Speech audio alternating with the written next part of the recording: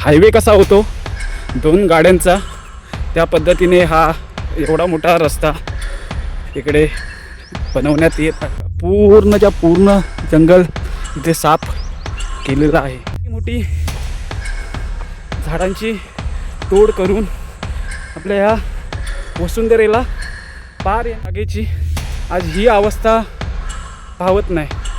आता जागाच ओळखू येत नाही की नक्की आमची जागा कुठून आहे. कुठलीही नोटीस न देता, कुठलेही विचारणा न करता बिल्डरने सर्रासपणे आमच्या जागेतील झाडं तोडलेले आहेत. मी आपल्याच गावातील लोकांनी फसवणुकीच्या माध्यमातून इतर शेतकऱ्यांकडून घेऊन नाटक सादर केलं होतं. गाव तसंच चांगलं प्रकार मला वाटतं हा आमच्याबरोबर घडलेला आहे. नमस्कार मंडळी, जय जिजाऊ जय शिवराय. मी महेंद्र काव आपलं पुन्हा एकदा स्वागत करतो आपल्या कोकणी भटक्या यूट्यूब चॅनलमध्ये. मित्रांनो, गावी आलो आहे आणि तुम्ही म्हणाल की सकाळीच हा टॉवेल आणि काठी घेऊन हा कुठे चालला आहे. तर गावामध्ये आमच्या बाबतीत विषयसुद्धा तसाच घडलेला आहे. तर आपल्या गावामध्ये, आपल्या तालुक्यात, आपल्या कोकणात नक्की काय घडतं आहे हे आपल्याला कल्पना नाही. तर आमच्या बाबतीत सध्या तसं घडलेलं आहे. तर मी आता चाललो आहे आमच्या जमिनीमध्ये. तर तिकडेच तुम्हाला समजेल की काय नक्की काय घडलेलं आहे आणि आपण विचार करायला भाग लावणार आहे. तर चला, आपण आता मी जातो आहे आमच्या जमिनीमध्ये. तिथेच तुम्हाला ते काय घडलं आहे ते समजेलच. तर चला जाऊया. तर मित्रांनो, जवळपास 1.5 ते 2 किलोमीटर चालून मी आता आमच्या जमिनीच्या इकडे येतच आहे. तर बघा, पूर्वीची लोक ही एवढ्या लांब संसार करायची.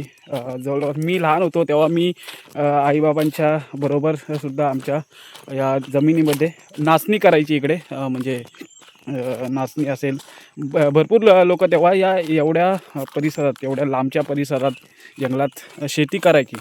पण आता सध्या ते सगळं पडीक आहे. असंच आता कोणी तिकडे जातसुद्धा नाही, काहीच नाही. तर पूर्ण जंगल वाढलेलं आहे शेतामध्ये म्हणा तर जमिनीमध्ये. तर मी कशासाठी पोचलो हे आता तुम्हाला दाखवतो. मी ही सुरुवात आहे. इथून आपण इकडून जाऊया.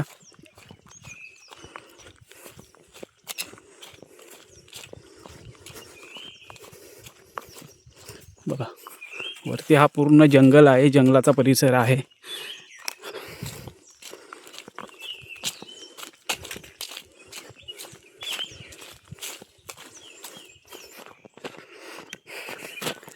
तुम्ही बघू शकता इकडे वरती खूप झाड आहेत, जसं डोंगर आहे.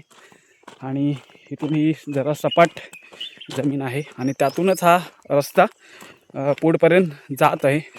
तर तो कुठपर्यंत चालला आहे हे आपण आता जाऊन पाहूया. नंतर तुम्हाला सांगेन की नक्की काय झालं आहे. हा रस्ता कोणी केला, का केला, कशासाठी केला. तर चला, इकडे बघा सगळी जंगल तोड झालेली आहे. इथे पूर्ण झाडं तोडीला गेलेले आहेत.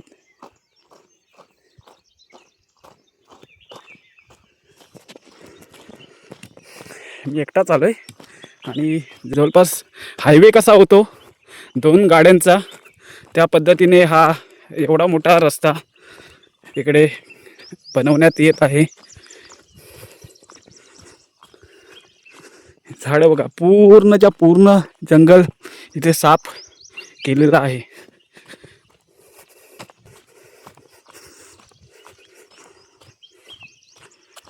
बघा, इकडून एक आमच्या खालच्या जागेमध्ये जायला रस्ता आहे. आणि आता हे वरपर्यंत पुढपर्यंत तुम्ही पाहू शकता कुठपर्यंत जातोय रस्ता. बघा,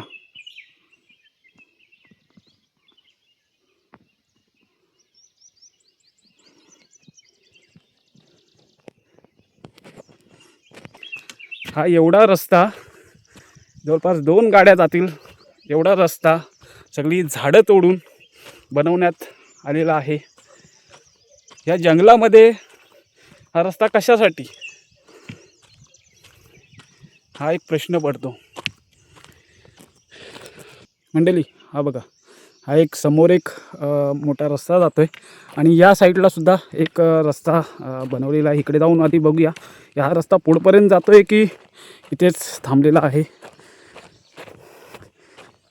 इकडे ही जागा आमची आहे या साईडला.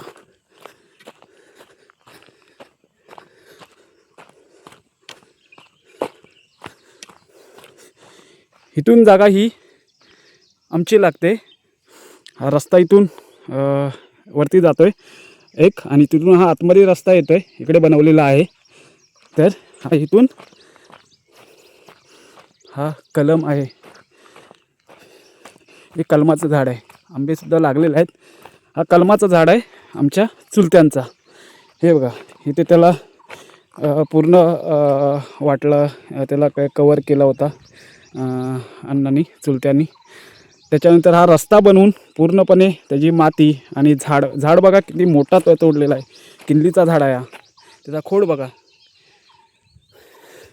आणि तो पूर्णतः त्या साईडला टाकलेला आहे माती. आणि हा रस्ता पुढे जाणार. इथून आमची ही पूर्ण काप भावकीची ही जागा लागते. इकडे खालपर्यंत आहे तिकडे, आणि या साईडला वर. इथून आपण वरच्या साईडला त्या साईडला जाऊया. तिकडे सुद्धा वरती आमची जागेची हद्द लागते. मंडळी, एवढा हा मोठा रस्ता बघून, रस्ता पुढपर्यंत जाईलच हा. जर आम्ही थांबवलं नसतं तर हा आमच्या पुढच्या जागेमध्ये गेला असता. तर तुम्हाला अंदाज आलाच असेल की हा एवढा मोठा रस्ता कोण बनवेल. आपण शेतकरी तर बनवू नाही शकत. आपल्या जागेमध्ये आपल्याला काय काम.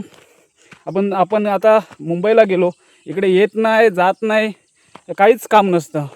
मग तुम्हाला अंदाज आला असेल की हा रस्ता कोणी बनवला आहे.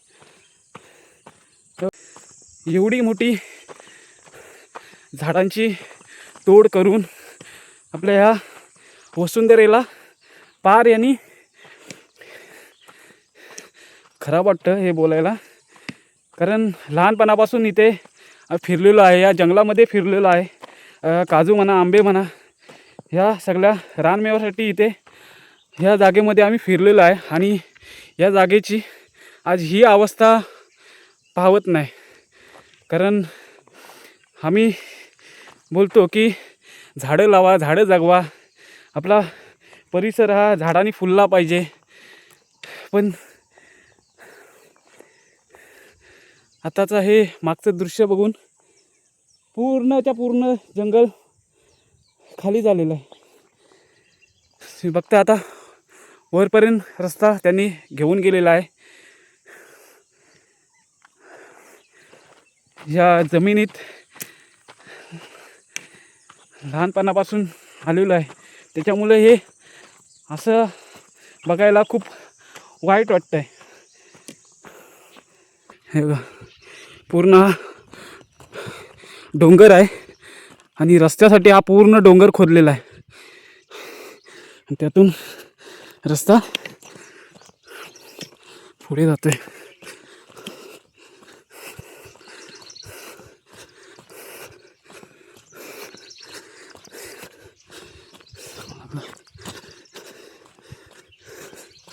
आता जागाच ओळखू येत नाही की नक्की आमची जागा कुठून आहे. इकडे बांध आहे, इकडून हे झाडं तोडलेले आहेत. रस्ता कुठे जातोय पुढपर्यंत जाऊन बघूया. हे बघा, रस्त्यासाठी इथे मातीसुद्धा आहे. किती मोठ्या प्रमाणात रस्ते आहेत, एकाला एक. हा इकडून परत जातोय.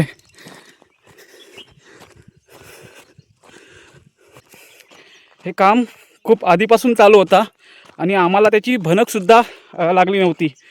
पण होलीच्या टायमामध्ये गावी आलो तेव्हा हे समजलं की इथे आमच्या जागेमध्ये काहीतरी काम चालू आहे. त्याच्यामुळं ते आमचे चुलते दादा वगैरे येऊन बघितला आणि हा तुर्तास काम थांबवलेलं आहे. सगळी माहिती मी व्हिडिओच्या पुढे देतो की नक्की हा काय प्रकार आहे. हे बघा, तुम्ही बघताय इकडे पण रस्ता गेला आहे, एकाला एक, म्हणजे जवळपास ह्या रस्त्याची साखळीच आहे. हा एक या साईडून रस्ता आला आहे आमच्या साईडून, हा वरच्या साईडून रस्ता आला आहे या साईडून, आणि हा रस्ता बघा कुठपर्यंत गेलेला आहे. परत त्याच्यातून लेफ्ट साईडला एक रस्ता काढलेला आहे त्यांनी. म्हणजे खूप मोठी साईट आहे ही, पूर्ण जागा जाण्याची. असं वाटतंय की ही पूर्णच जागा बिल्डराच्या घशात गेलेली आहे. काय चाललंय आता, जागाच ओळखू येत नाही नक्की कुठे आहे. कुठपर्यंत जायचं आता पुढपर्यंत. तुम्ही आजूबाजूचा परिसर बघा, हा आजूबाजूचा परिसर बघा, पूर्ण ही डोंगर रांग आहे. इकडून तिकडे खाली उतरले आणि त्या साईडला अरबी समुद्र आहे आणि तिकडून सुद्धा ते डोंगर रांग आहे. आणि ही पण मोक्याचीच जागा आहे की ही डोंगरच आहे. इथून सगळा परिसर तुम्हाला पाहायला मिळतो. रस्ता बघा किती मोठ्या प्रमाणात गेला आहे. मला तर जागा ओळखूच येत नाही की नक्की कुठून आमच्या जागा आहे. आता मी उभा असेन आमच्या जागेत, पण ती मला ओळखायलाच येत नाही. आता मी पुन्हा मागे जातो. इकडे बघूया आपल्याला खाली जाता येतं आहे का. त्या रस्त्याने मी चालत आल्यामुळे आमची जमीनच मला माहिती पडली नाही. आता मी जरा खाली उतरलो. मी बघता हा खूप मोठी जंगल आहे, झाडं आहेत आणि ते हे अवैधरित्या तोडून आमच्या जागेमध्ये बिल्डर घुसलेला आहे. मी आता फक्त जंगलातूनच चाललो आहे. हो का, खूप मोठ्या झाडे आहेत, गवत खूप वाढलेलं आहे. आता त्यातूनच वाट काढून आपण खालच्या जागेत मी जात आहे. रस्ताच सापडत नाही.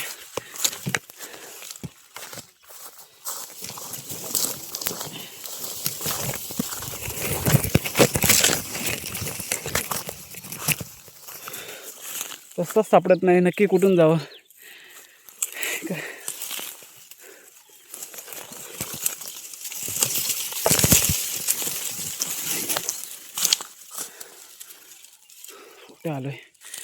कुठे आलोय काय समज नाही. चला आपण आधी खाली जाऊ.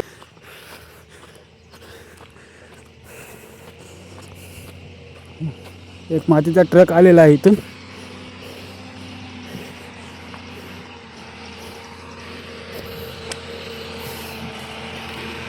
काम अजून सुद्धा चालूच आहे, थांबलेलं नाही.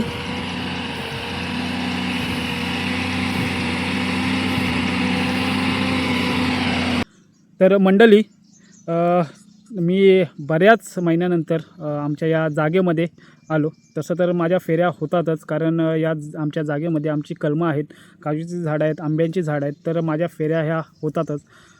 तर तुम्ही या व्हिडिओच्या माध्यमातून तुम्ही पाहिलं असेल की नक्की प्रकार काय घडला असेल. हा तुम्हाला प्रश्न पडला असेल तर सांगतो की झालं असं की आमच्याच एका शेतकऱ्याने स्वतःची जागा ही विक्रीसाठी काढली.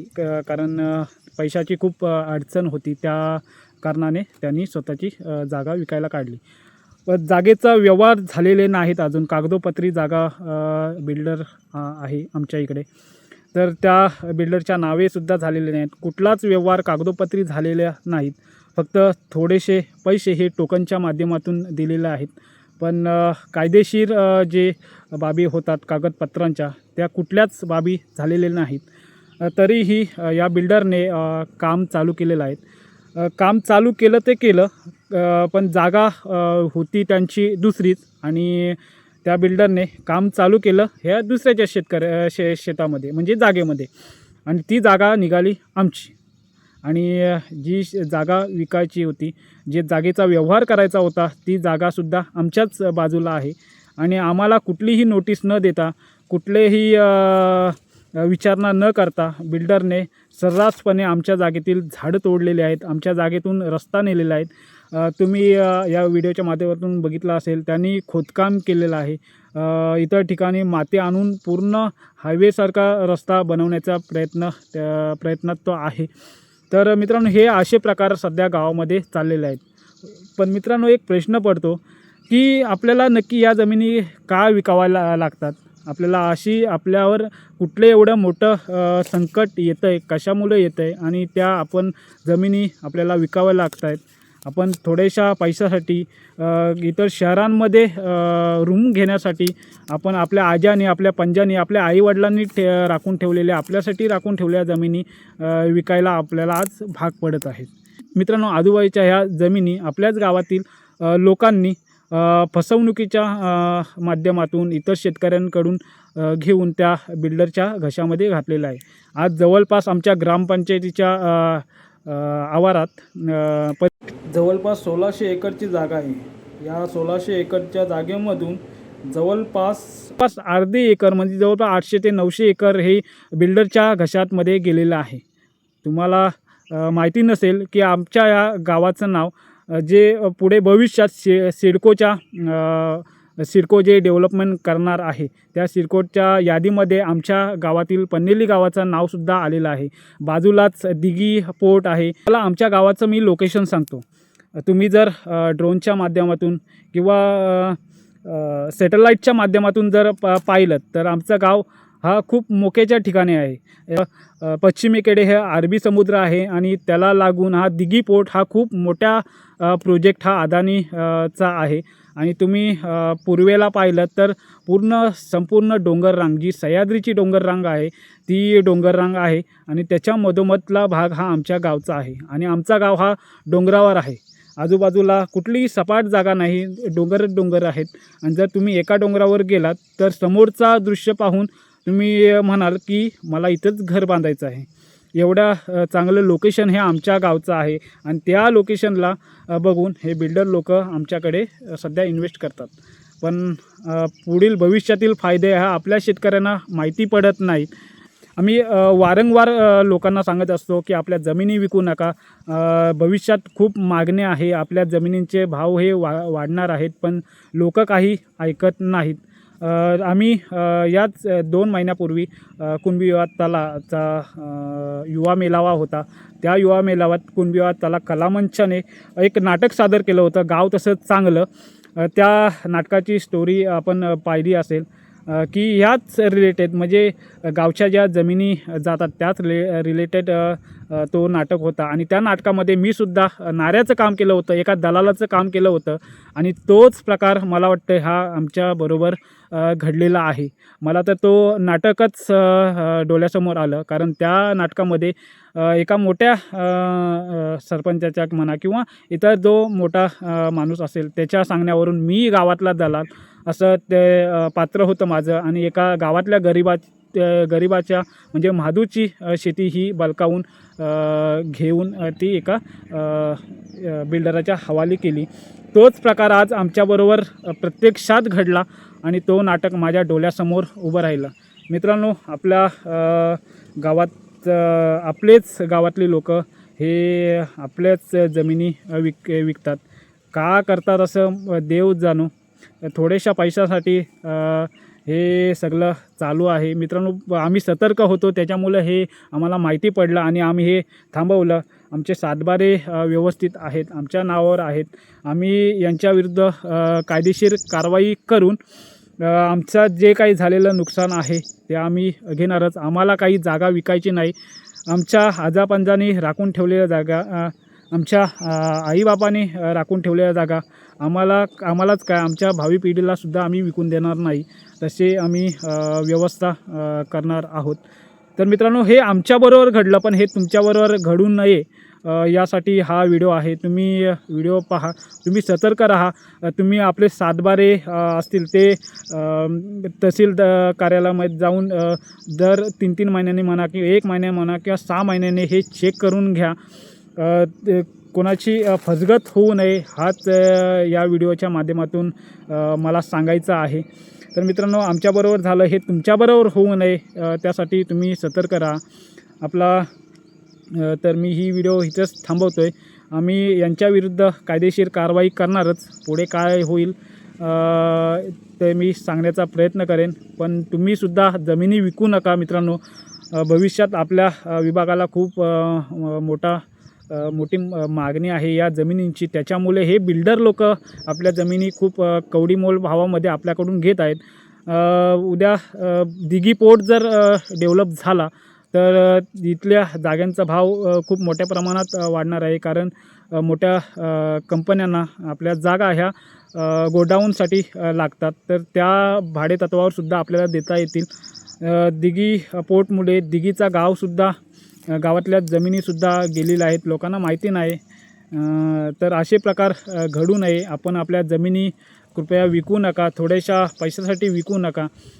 तर हेच मला सांगायचं होतं. मी मित्रांनो ही व्हिडिओ इथंच थांबवतो आहे.